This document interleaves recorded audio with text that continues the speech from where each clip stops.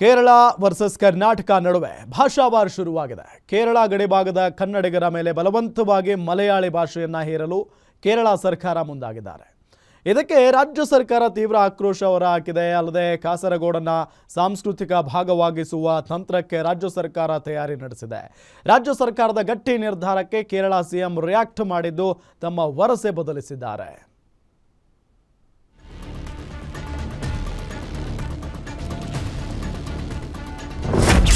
Kerala versus Karnataka ನಡುವೆ ಜೋರಾಯಿತು ಭಾಷಾ war. ಪಿಣರಾಯಿಗೆ stroke ಕೊಡಲು ಮುಂದಾದ ಸಿದ್ದು ಸಾವ್. ಭಾಷೆಗಾಗಿ ರಾಜಕೀಯ ನಾಯಕರ ಒಕ್ಕೋರಲಿನ ಕೂಗು.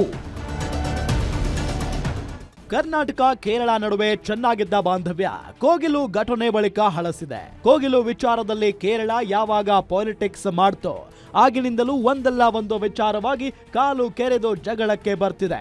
ಅದೀಗ ಭಾಷಾ ವಿಚಾರದವರೆಗೂ ಬಂದು ನಿಂತಿದೆ. ಇದೇ ವಿಚಾರದಲ್ಲಿ ಪಿಣರಾಯಿ ಸರ್ಕಾರಕ್ಕೆ ಸಿದ್ದರಾಮಯ್ಯ ತಿರುಗೇಟು ಕೊಟ್ಟಿದ್ದಾರೆ.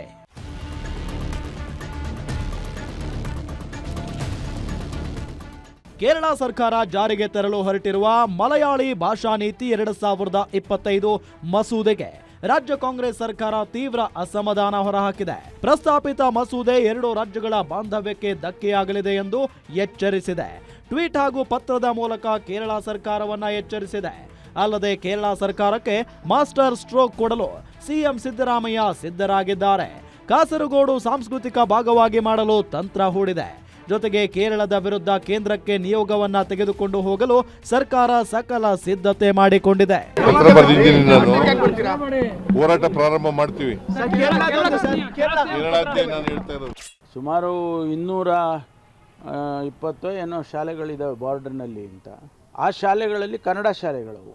ಅಲ್ಲಿ ಮಲಯಾಳಮನ್ನು ಕಲಿಸ್ಬೇಕು ಅಂತೇಳಿ ಅವರು ಅವರ ದೃಷ್ಟಿಯಿಂದ ಹೇಳ್ಕೊಂಡು ಮಾಡಿರ್ಬೋದು. ಆದರೆ ಕನ್ನಡಕ್ಕೆ ತೊಂದರೆ ಆಗದಾಗೆ ಮಾಡಬೇಕು.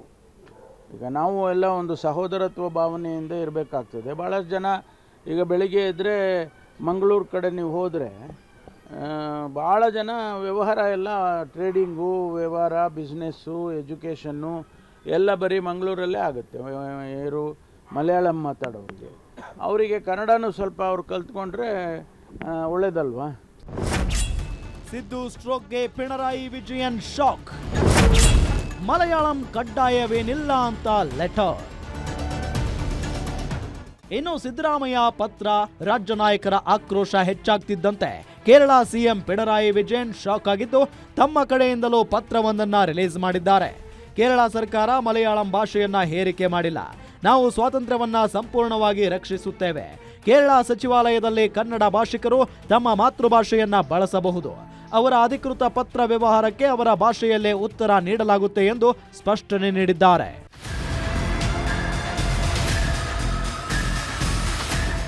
ಒಟ್ನಲ್ಲಿ ಕೋಗಿಲು ಕ್ರಾಸ್ ಮನೆ ತೆರವು ಪ್ರಕರಣದಲ್ಲಿ ಸಂಘರ್ಷ ಹುಟ್ಟುಹಾಕಿದ ಕೇರಳ ಸಿಎಂ ಇದೀಗ ಕಾಸರಗೋಡಿನಲ್ಲಿ ಕನ್ನಡಿಗರ ಮೇಲೆ ಮಲಯಾಳಿ ಭಾಷೆಯನ್ನ ಬಲವಂತವಾಗಿ ಹೇರೋ ನಿರ್ಧಾರ ಕೈಬಿಟ್ಟಿದೆ. ರಾಜ್ಯ ಸರ್ಕಾರದ ಗಟ್ಟಿ ನಿರ್ಧಾರಕ್ಕೆ ಕೇರಳ ಸರ್ಕಾರ ಮಣಿದಿದ್ದು ಮಸೂದೆ ಜಾರಿಗೆ ಹಿಂದೇಟು ಹಾಕುತ್ತಾ ಅಥವಾ ತೆರೆಮರೆಯಲ್ಲೇ ಜಾರಿಗೆ ತಂದು ಬಿಡುತ್ತಾ ಅನ್ನೋದನ್ನ ನೋಡಬೇಕು. Durgesh Nayak, political bureau, guarantee news, Bengaluru.